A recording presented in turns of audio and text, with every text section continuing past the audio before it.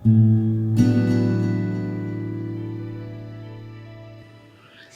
Polystheticals, welcome back to the Andromedoom devlogs, episode 13, I think. This episode I'm going to show you the completed UI of the game, finally, on the mobile device. Switch over to the screen. Okay, so the first thing you'll be greeted with, if you've never fired up the game before, is a dialogue for entering your name, a new profile name. Let's add that. And you can see that in the new profile tab, which keeps track of, statistics for all the games you've played, as you can see there. Now I haven't built in any profile management, in other words, creating a new profile or clearing it, but it's trivial to implement. And so this is the opening screen, and as you can see, there's a bit of eye candy here.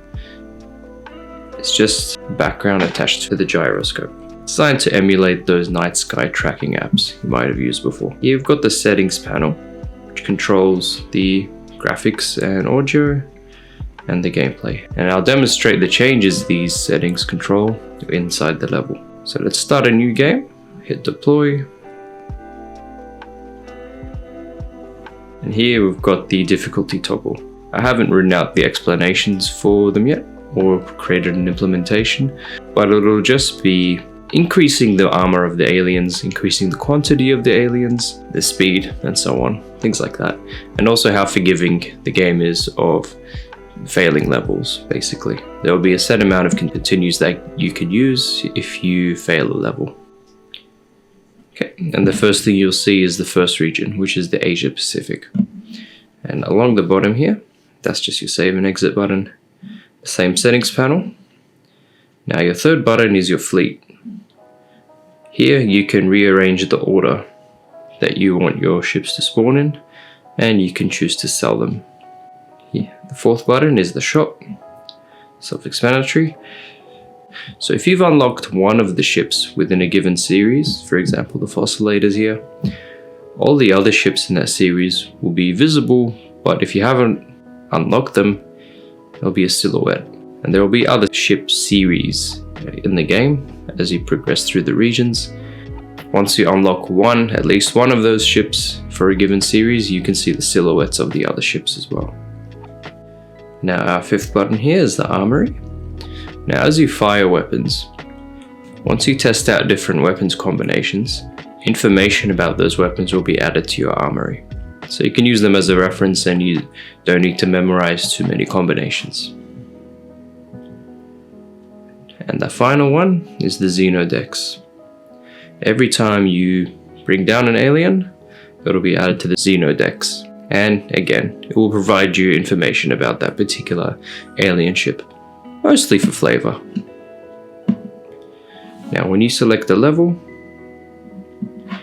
again, you get an image with some flavor text, and that second box is to tell you what aliens you expect to encounter in this level. So let's hit deploy. There we go. Now for the controls, you have the joystick on the left, the fire button on the right here, and here's the weapon selection button. This ship only has the one, which is blue, but future ships will have multiple colors, so you can select more complex weapons.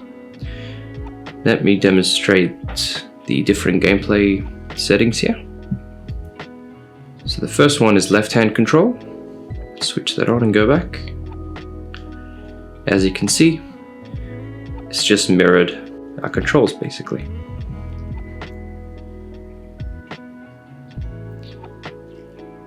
Let's switch that off. The next one is high joystick. Now if you've owned an Xbox, this will be familiar to you. Your analog stick is on the top instead of on the bottom, like you would have on a PlayStation. Just like that. And of course these can be mixed and matched as you see fit. So here you've got your control scale toggle, pretty self-explanatory.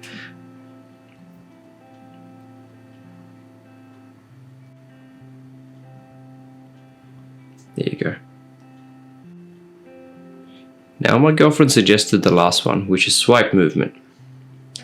Now what this does is it reverses the role of touching the screen versus the joystick. So now the joystick controls the camera And if you'd like to move, you simply touch on the screen and swipe across. So you're creating a floating joystick basically. Now I'm going to finish this level off, show you how things get unlocked.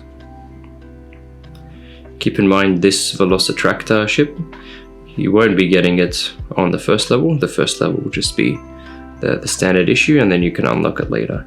But this is just for demonstration purposes.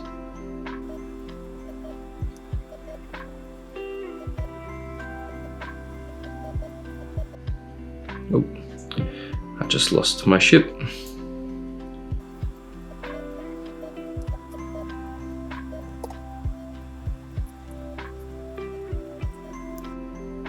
Notice one other thing, if you hide behind a building, it fades out, so you never lose sight of your ship.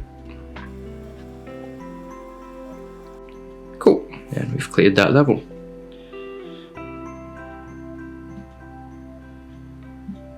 Let's proceed. You can see the next level is unlocked, which is Singapore. As you can see, you get more information about the weapons that you fired throughout the game. So I fired the EMP shot, and I did that by only selecting one blue light.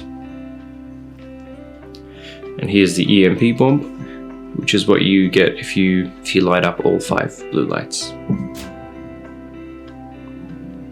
And here's a list of all the aliens you've defeated. The crab, the octopus, the squid, stingray, and goblin shark. Fortunately, I didn't unlock a ship this round, but I'll do that and then show you one more thing.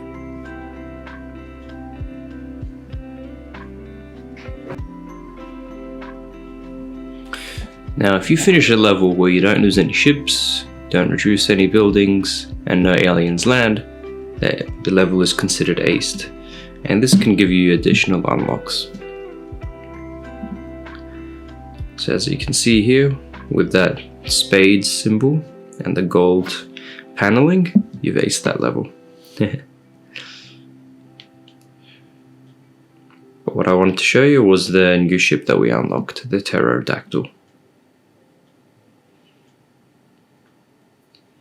When you purchase it, you can see that it's in your fleet management window, and you could rearrange the order in which your ships spawn. Now finally, let's take a look at our profile. You can see that all the statistics from the 2 levels that I played are carried over into the profile tab.